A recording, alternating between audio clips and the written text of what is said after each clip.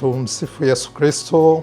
Mimi naitwa Gaspar Kasimiri Njuu, ni mwenyekiti wa bodi ya wakurugenzi ya Benki ya Biashara Mkombozi.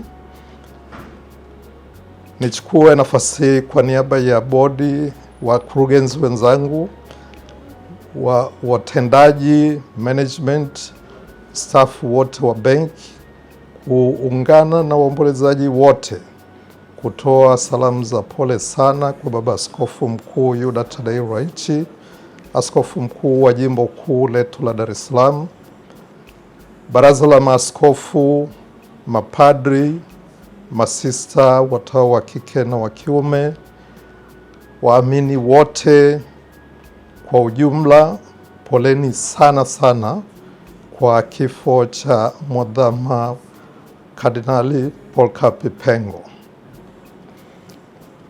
Tumepokea taarifa ya kifo hiki, na sisi binadamu pale tunapompoteza mtu wetu ni nafasi ya kutukumbusha yale ambayo Mwenyezi Mungu alituleta duniani kutekeleza.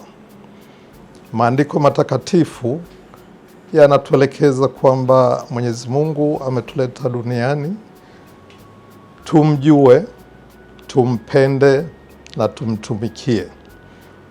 Mtakubaliana kwamba katika miaka hii 82 ambayo Mwenyezi Mungu alimpa uhai hapa duniani, alitimiza lile alilotumwa na Mwenyezi Mungu.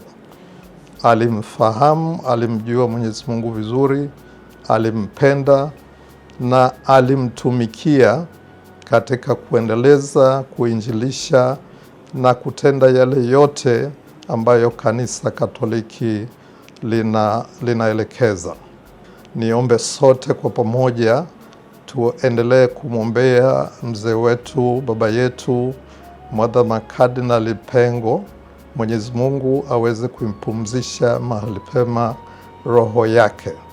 Raha ya milele umpe Bwana, na mwanga wa milele umwangazie, apumzike kwa amani. Amina.